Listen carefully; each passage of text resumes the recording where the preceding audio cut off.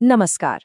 आज हम बात करेंगे विज्ञान के बारे में, लेकिन इसकी शुरुआत किसी बड़ी सी लैब से नहीं, बल्कि हमारे मन में उठने वाले एक बहुत ही छोटे, एक बहुत ही आम से सवाल से होती है। तो चलिए सीधे चलते हैं एक ऐसी पहेली की तरफ जो हम सबके घरों में, हमारी रसोई में ही छिपी है। और यही पहेली दिखाएगी कि विज्ञान असल में हर जगह है। सवाल ये है कि पूरी की एक परत दूसरी से पतली क्यों होती है। सुनने में बड़ा ही मामूली सा सवाल लगता है ना, पर सच कहूं तो इसी तरह की जिज्ञासा, इसी तरह के छोटे छोटे सवाल ही बड़ी बड़ी वैज्ञानिक खोजों की नींव रखते हैं। और ये जिज्ञासा सिर्फ पूरी तक ही सीमित नहीं है।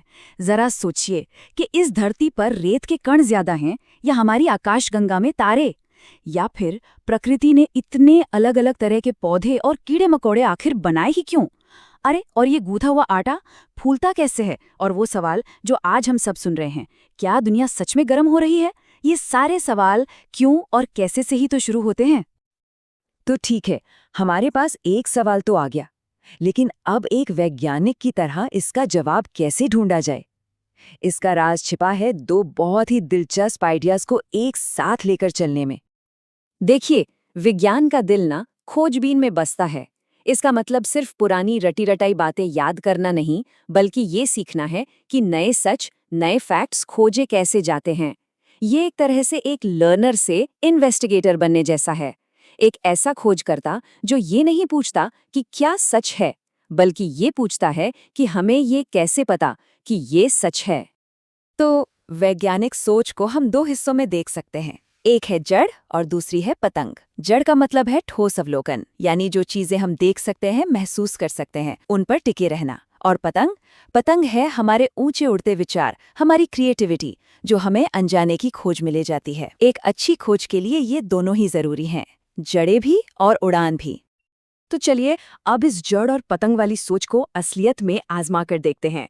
और इसके लिए हम वापस चलते हैं अपनी उसी पहली पहेली पर, पूरी वाली पहेली पर। किसी बड़ी लैब की जरूरत नहीं है, अपनी रसोई ही काफी है। एक अच्छी वैज्ञानिक जांच के लिए बस कुछ कदम उठाने होते हैं। सबसे पहले एक साफ सुथरा वैज्ञानिक सवाल पूछें, जैसे कि किन वजहों से पूरी के फूलने का तरीका बदल सकता है। फिर पहचानिए कि क्या क्या बदल सकते हैं और क्या क्या नाप सकते हैं। इसके बाद आता है प्रयोग। और यहाँ एक बात याद रखनी है, एक बार में सिर्फ एक ही चीज बदलें ताकि उसका असर साफ साफ दिखे। और सबसे आखिर में जो कुछ भी देखें, महसूस करें, उसे नोट जरूर करें। तो पूरी के इस एक्सपेरिमेंट को हम कुछ इस तरह से डिजाइन कर सकते हैं।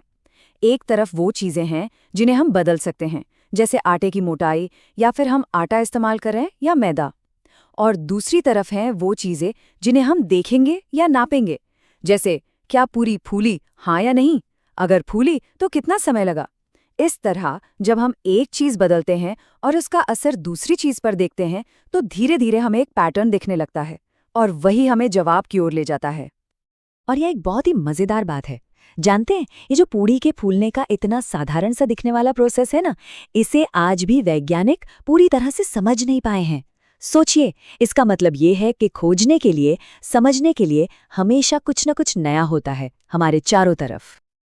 तो ये जो तरीका है ना, सवाल पूछना, ध्यान से देखना और फिर प्रयोग करना, ये सिर्फ रसोई तक ही सीमित नहीं है। यही नजरिया, यही प्रक्रिया हमें छोटे से छोटे सूक्ष्म जीवों से लेकर विशाल चांद तक के रहस्य सुलझाने में मदद करती है। जरा सोचिए, पानी की बस एक बूंद और उसमें छिपी एक पूरी की पूरी दुनिया। वैज्ञानिकों ने इसी तरीके से सूक्ष्म जीवों की खोज की, पता लगाया कि कुछ तो हमें बीमार करते हैं, लेकिन कुछ हमारे दोस्त भी हैं। और इसी एक खोज ने दवाइयों की पूरी दुनिया को हमेशा के लिए बदल दिया। और यही वैज्ञानिक सोच हमें उन अदृश्य ताकतों को समझने में मदद करती है जो एक तेज रफ्तार कार को रोक देती हैं।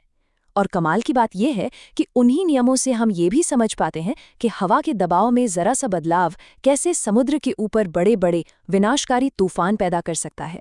या फिर ये कि रोशनी कैसे काम करती है, वो किसी शीशे से टकराकर कैसे लौटती है, या पानी में जाते ही अपना रास्ता क्यों बदल लेती है।